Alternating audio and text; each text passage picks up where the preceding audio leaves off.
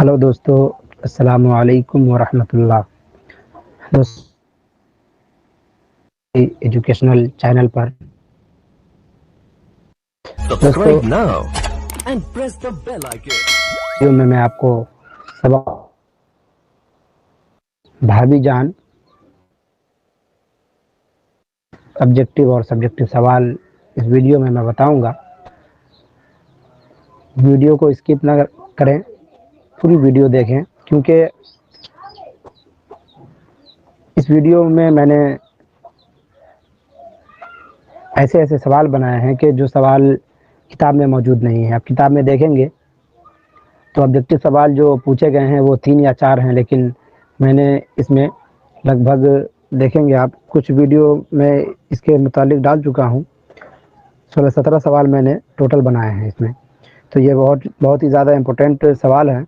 आप इन सवालों को बेहतरीन से याद कर लेंगे, कॉपी पे अपने उतार लेंगे अगर याद ना हो पाए तो, या फिर आप मेरी वीडियो को भी बार बार देखकर याद कर सकते हैं।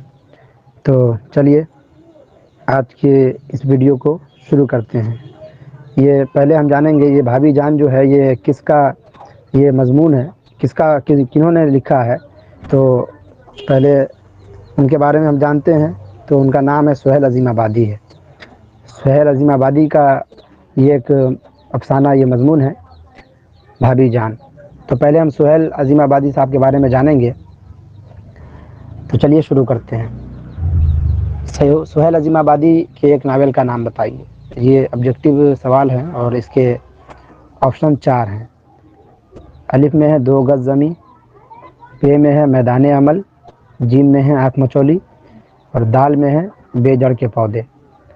तो अब देखेंगे इसका सही जवाब है बेजड़ के पौधे।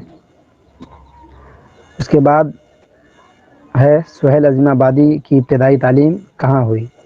ससुराल में। उसके बाद बा है ननिहाल में, खाला के यहाँ, दादी हाल में। तो आपको बता दें इसका जो सही जवाब है वो ये है कि ननिहाल में। कहाँ है? ननिहाल में। उसके बाद अगला सवाल है कि सुहेल अजीम आबादी ने किस शोबे में मुलाजमत की? तो इसके भी 4 ऑप्शन हैं। नंबर 1 शोबे तालीम, number 2 all India radio, number 3 railway और आखिरी है कॉलेज में। तो जो इसका सही जवाब है वो है ऑल इंडिया रेडियो में। इनमें से सुहेल अजीम आबादी का मजमुआ कौन है? देखें इसमें 4 ऑप्शन है। आँख मचौली, आदमी के रूप, अनोखी मुस्कुराहट, दर्पण। तो इसमें जो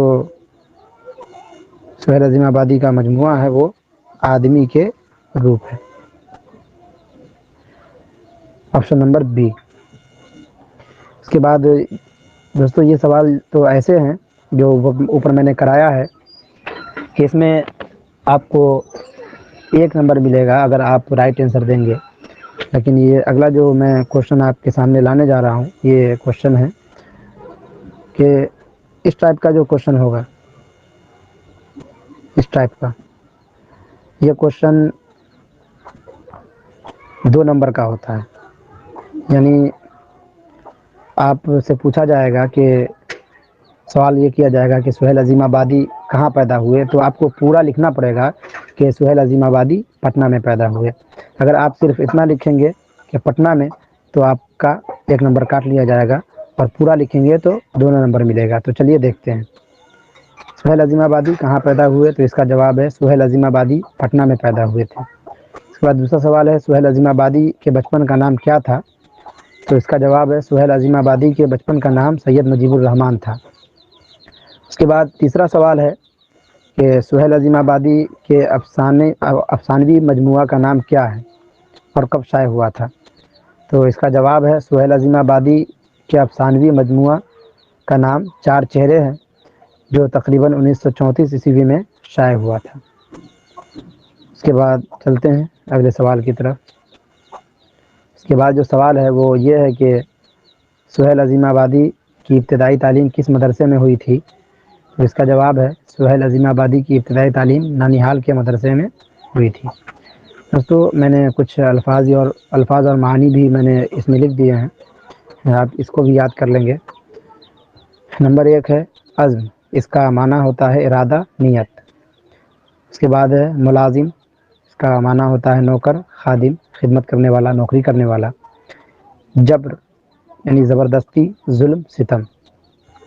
ستون، اس کا معنی ہوتا ہے کھمبا، کلیسا، یعنی یہ گرجا گھر ہوتا ہے، یہ عیسائیوں کی عبادت کا، جہاں عیسائی لوگ عبادت کرتے ہیں۔ اس کے بعد واحد جمع دیکھ لیتے ہیں۔ دشواری، یہ واحد ہے، یہ آپ کے اسی چیپٹر سے میں نے لیا ہے۔ دشواری یہ واحد ہے، اس کی جمع ہے دشواریاں۔ چوری یہ بھی واحد ہے، اس کی جمع جو ہے چوڑیاں۔ پودا یہ بھی واحد ہے، اس کا جمع ہے پودے۔ قربانی یہ بھی واحد ہے اور اس کا جو جمع ہے قربانیاں۔ چلیے اب چلتے ہیں ان سوالوں کی طرف جو بھابھی جان مضمون میں ہیں۔ چلیے شروع کرتے ہیں۔ سوال نمبر 1 ہے کہ رقیہ بھابھی کے جس دیور کا کردار کہانی میں پیش کیا گیا ہے اس کا نام کیا تھا؟ تو اس کا جواب ہے رقیہ بھابھی کے جس دیور کا کردار کہانی میں پیش کیا گیا ہے اس کا نام اختر تھا۔ اس کے بعد دوسرا سوال ہے کہ رقیہ بھابھی کے شوہر کو بار بار کیوں جیل جانا پڑتا تھا؟ اس کا جواب لکھیں گے آپ۔ رقیہ بھابھی کے شوہر کو بار بار جیل اس لیے جانا پڑتا تھا کیونکہ ان کو سیاست کا بہت زیادہ شوق تھا اور کسی نہ کسی معاملہ کی بنیاد پر یہ ان کے ساتھ ہوتا تھا، یعنی کسی نہ کسی معاملے کی بنیاد پر وہ بار بار جیل جایا کرتے تھے۔ ایک چیز سے وہ چھوٹتے تھے کہ کسی دوسری چیز میں پھر انہیں جیل جانا پڑتا تھا۔ اس کے بعد تیسرا سوال ہے کہ رقیہ بھابھی کس لڑکی کی تعلیم کا خرچ خود برداشت کرتی تھی اور کیوں؟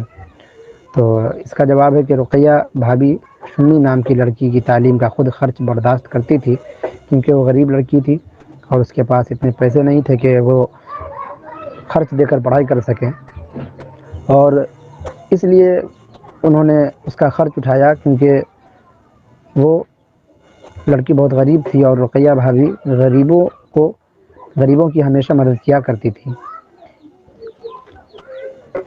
اس کے بعد چوتھا سوال ہے رقیہ بھابھی کو سونے کی چوڑیوں کو کیوں فروخت کروانا پڑا تھا؟